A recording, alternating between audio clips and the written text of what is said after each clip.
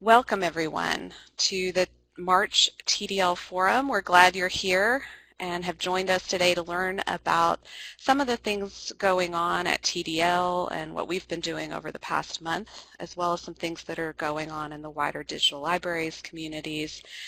My name is Christy Park and I am the Director of TDL. I'm joined as usual today by Courtney Muma, our Deputy Director, and Leah DeForest, our Communication Strategist, as well as some special guests who we'll introduce shortly. A couple of the usual reminders as we start the meeting today. If you have questions, please feel free to use the chat window at any time to ask those, and we'll pause and answer them as we have an appropriate moment. We'll also have time at the end, I think, for Q&A. You also have the ability to download the slides from this forum in the Files pod at the bottom left-hand corner of your screen. And as I mentioned, we are recording this, so you'll be able to access the recording on our TDL YouTube channel later on. We're going to follow our usual agenda today. I'm going to start with a few updates of my own, followed by news about our services and projects from me and Courtney. And then we'll cover some news about what's going on in the TDL and digital library community, including some announcements from members at UT Austin and Texas Tech. And then we'll end the forum with Q&A. So jumping right in, I'm very pleased to start with an announcement and a warm welcome to the University of Texas at Dallas as a full regular member of the Texas Digital Library. UT Dallas has been an affiliate member for a few years. We've hosted their Vireo installation during that time, but they've recently upgraded to full membership within the consortium and subscribing to both Vireo and DSpace hosting services.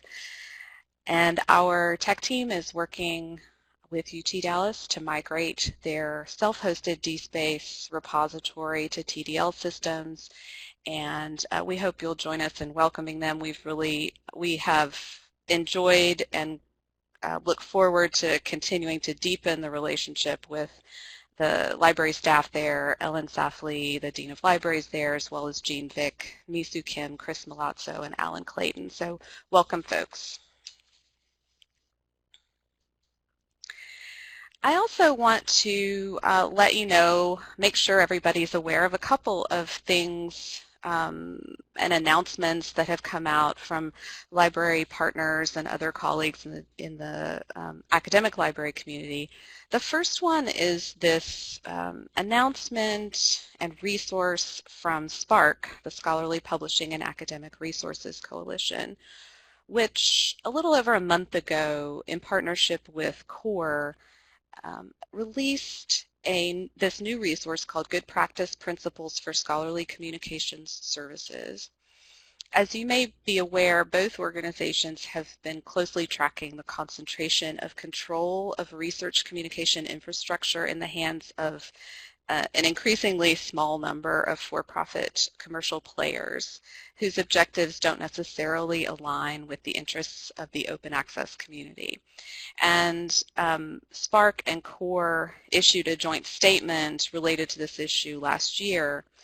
To support this, SPARC and CORE have developed these 7 good practice principles for the community to consider when thinking about providing service for scholarly communication that are in alignment with the aims and values of the research community. The aim of these principles is to provide a framework to ensure that services are transparent, open, and that they support the aims and values of the scholarly community. And you can see that these principles, which are listed on the slide here, are centered on good governance, open standards, fair data collection, transparent pricing and contracts, easy migration, succession planning, and open content. We think that Texas Digital Library, as a provider of services for scholarly communication, aligns well overall with this set of principles. And we encourage you to review them and think about them in terms of TDL, but also other services that you and infrastructure that you use and rely on for scholarly communication in your library. We also think they represent a starting point for discussion at TDL, and we plan to use them to assess our own service offerings, governance, and operations. And we're going to be doing that over the spring and summer and publish those findings on our website in the fall. So if you have any questions about this or feedback for us about these principles as they relate to TDL, we hope you'll contact us and let us know. We'd love to have this conversation with you. The second piece of news I want to make sure everybody is aware of, and I'm guessing most of you are very aware of this seismic event from a couple weeks ago, and that news is the news about the University of California system's decision to terminate subscriptions with Elsevier. This negotiation with Elsevier has been happening for a while, and UC negotiators decided to walk away from those negotiations, explaining that Elsevier was ultimately unwilling to meet UC's key goal of securing universal open access to UC research. This is obviously a big deal. It does not have a direct impact on TDL members or TDL, but we exist in this ecosystem of services and organizations that support alternative models for scholarly communication that are more equitable in terms of production and access to scholarly content. And you know, we're very supportive of this decision and grateful to UC for taking this bold step and interested to see what the ramifications and implications are going forward. We have a quote up here on the slide from Lorraine Harricombe, who is one of our governing board members and of course the Director of Libraries at UT Austin and Vice Provost. And we thought that Lorraine's statement captured our sentiments well, that we're all standing up a little bit straighter because of what UC system did. There's a link to this full article on the slide and lots of news and discussions of this, and we encourage you to stay abreast of those developments. Just a note that I will be speaking at the 2019 Scholarly Communications Symposium, which is held at, this year, UNC Greensboro, hosted by UNCG and Educopia. And this year, the Scholarly Communication Symposium is exploring ways that the impacts of digital scholarship are dependent on the infrastructure underlying such efforts. This is something that TDL knows a little bit about, and I'm looking forward to participating in that symposium and sharing some information about TDL's model for providing infrastructure for scholarly communications. That event is April 15th, so coming up pretty soon. And finally, plans are underway, as you are probably aware, to make visits to each of our regular member institutions this spring and summer. We've already visited 5 of our TDL members, UNT and Texas Women's University in Denton, Baylor in Waco, Texas State University in San Marcos, and West Texas A&M in Canyon. So we've already been all over the state in the last month or 6 weeks, and we have had a ball visiting each of these campuses and are looking forward to the remainder of our visits. These in-person visits are invaluable for staff at TDL as we think about service improvements and additions, and we're using them to hear from all of you about your needs and what would be helpful to you. We really appreciate everybody hosting us and taking time out of your busy schedules to talk with us. And as you can see from these 5 photos, you you will be taking a photo with us when we visit, so prepare yourselves accordingly. We've really enjoyed these, and I want to just thank Courtney and Leah especially for making these trips with me, or in some cases solo, to represent Texas Digital Library and hear from our members. Okay, that's it for director updates. I'm going to switch, put my services manager hat on a little bit and give you an update on OJS before I hand it over to Courtney. We have launched a pilot project to upgrade OJS, our hosted OJS journals, to version 3, the latest version of OJS, which is a major upgrade and change from previous versions. We are working with the Journal of Research on Women and Gender at Texas State University to conduct this pilot and test our upgrade process and get feedback from users. We want to make sure we're hearing from users about the difficulties and pain points of moving to this new version, since it is a pretty significantly different user experience with this version. So this pilot will go through the end of April, and then we'll start talking with you about scheduling of upgrades for your faculty journals at your institutions if you subscribe to this service.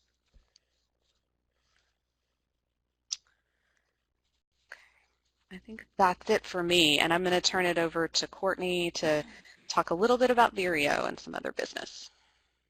Thanks, Christy. Hi, everybody. This is Courtney from TDL. I apologize. There's been some ambulances going by frequently during this call already, so if we hear that in the background, I'm sorry. Yep, there it is. So hopefully it's not too distracting. So the Vireo community sprints began on Monday, February 18th, which seems like ages ago, and ran through Friday, March 8th, so that they could overlap with some ongoing sprints between TDL, Texas Tech, Texas State, and other developers and users. Our community sprints are a new effort that we've been doing to get greater engagement from open source users and developers outside of the TDL membership. This was our second one, and I would say it was slightly better than the first one, so we are improving and getting more engagement, which is very exciting.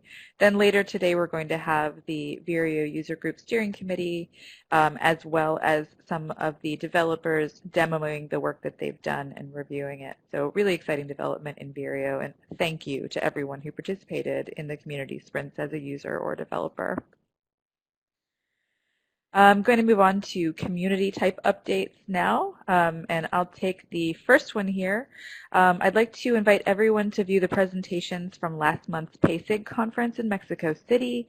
I mentioned last time we chatted that these would be available soon, and now they are available. So there's a link at the top of the slide, and Leah is also going to post a link into chat there. I'd like to add that the NDSA's Infrastructure Interest Group yesterday also had a conversation that included myself and several others involved with PASIG, just talking about the conference and how it went and changes we'd like to make in the future. And I've linked that to linked the YouTube there in the chat as well if you'd like to watch that discussion and listen in. Another update for you, the Digital Preservation Conference call for proposals is now out. This is the NDSA's Digital Preservation Conference. It's the major meeting and conference of the NDSA. It's open to members and non-members, and it highlights the theory and practice of digital stewardship and preservation, data curation, the digital object lifecycle, and related issues.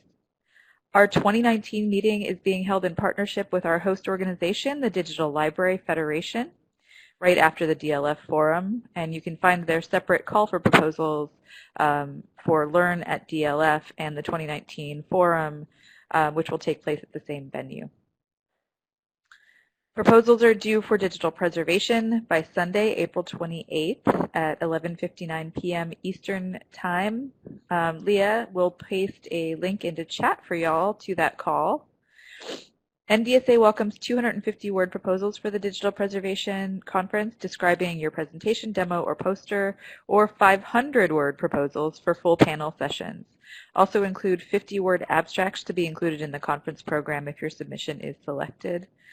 And you can find information, of course, at that link. We really encourage proposals from y'all in Texas related to this year's theme, Critical Junctures.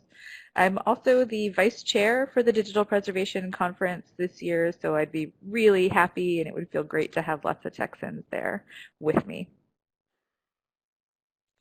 And I'm going to hand over to Leah now. Thanks. Thanks, Courtney. And hey, speaking of great conferences, TCDL is happening very soon. We received a record-breaking number of proposal submissions, and we're nearly ready to set the program.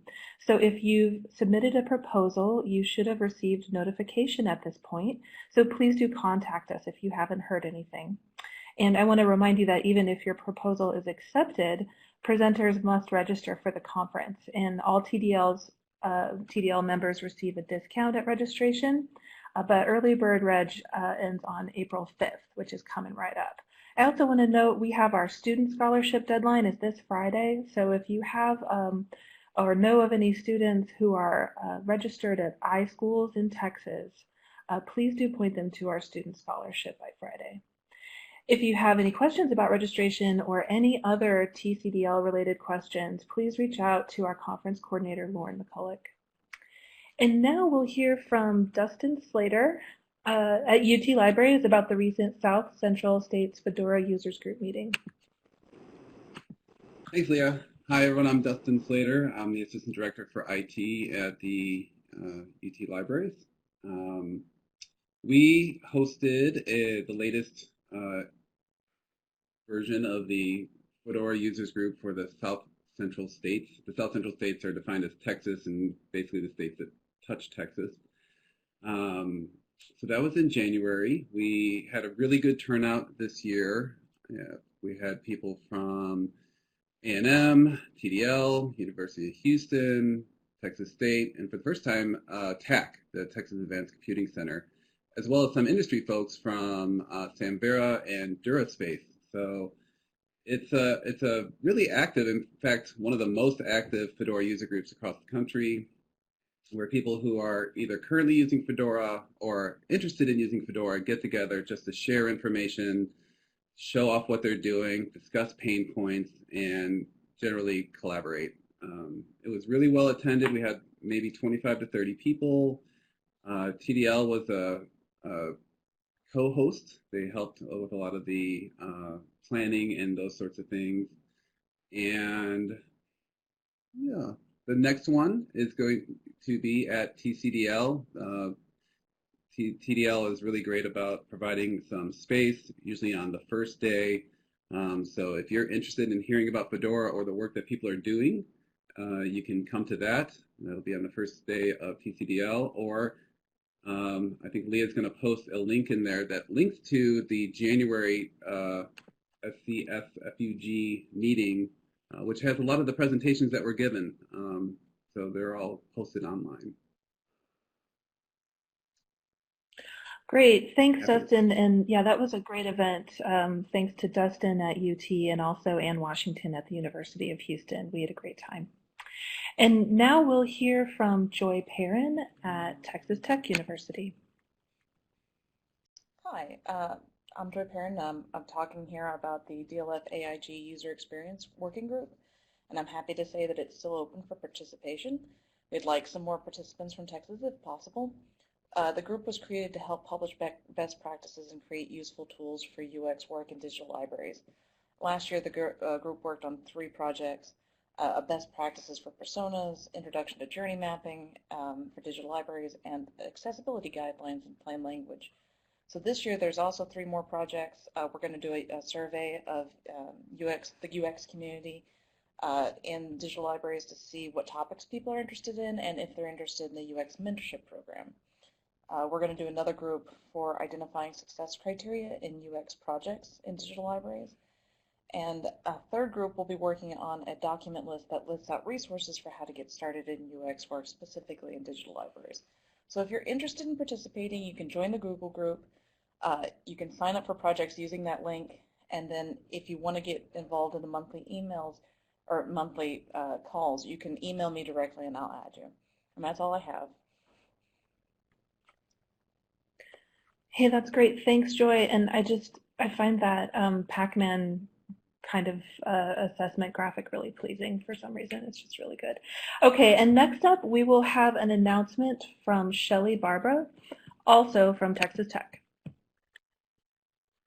Thanks, Leah. Hi, everyone. I'm Shelley Barba, the Digital Scholarship Librarian at Texas Tech University Libraries and also the chair of the Texas Electronic Theses and Dissertations Association, also known as TEXIDA. We will be hosting another webinar in our series this month. The topic is Beyond the PDF, Evolving ETD Practices and Policies to Support the Next Generation of Student Work. As always, the registration is free, and if you can't attend, we do record these and put them on our YouTube channel. Leah, can you put that paste that link in the box? The webinar is next Monday, March 25th at 1 p.m.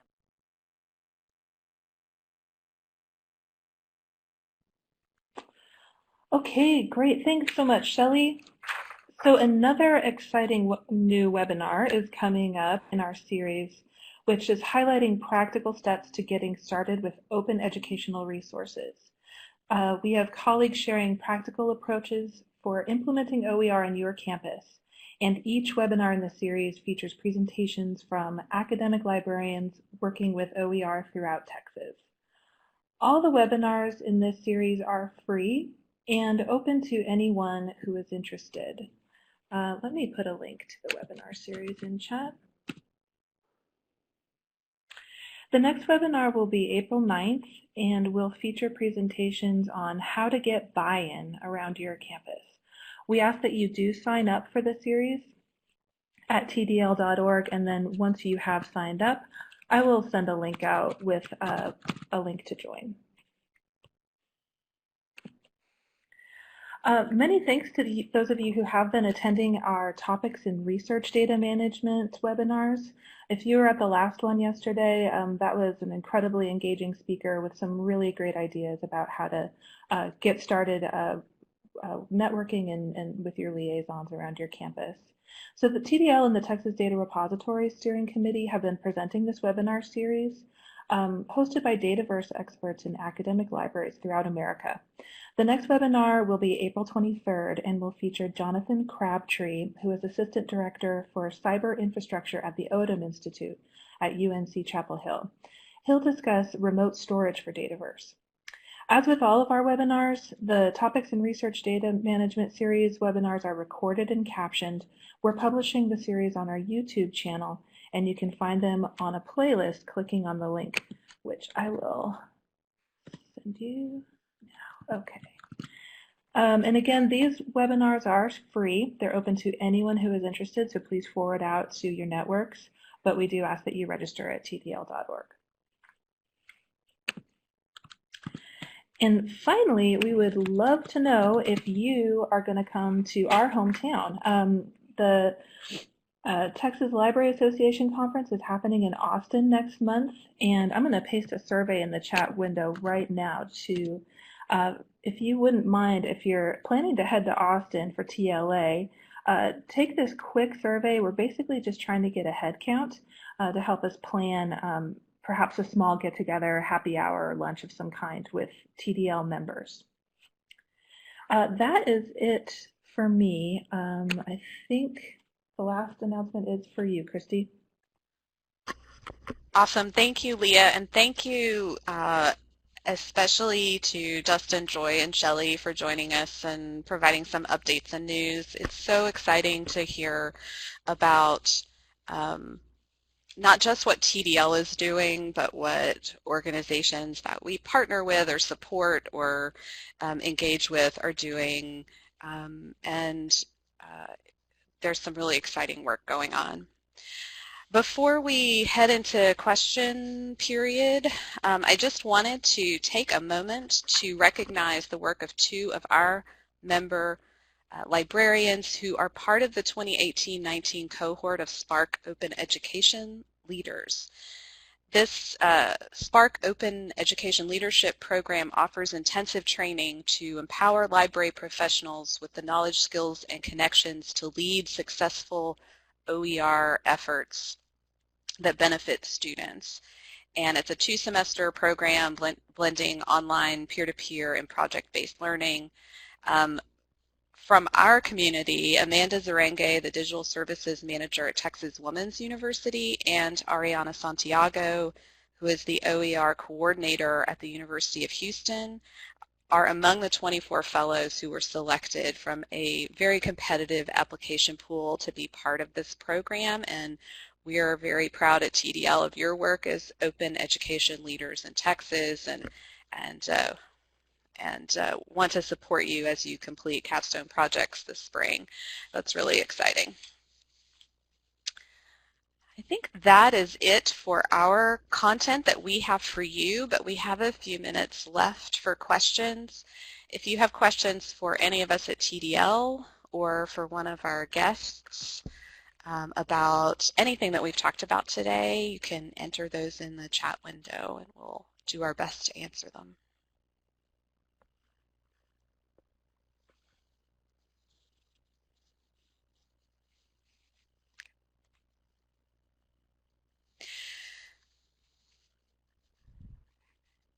Okay. Just one note as we wrap up. If you have announcements or things that you would like to share through the TDL Forum at a future time, please get in touch with us. Let Leah know or email us at info@tdl.org. We'd love to highlight or feature work going on at your institution or in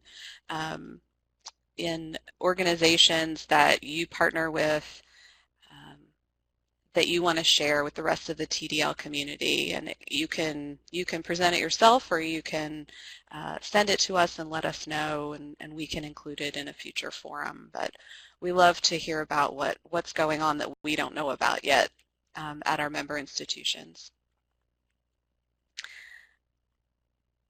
Awesome. I think we can wrap up. Thank you all again for being here, and to our guest speakers for joining us, and we will see you next time, if not sooner. Bye, everybody.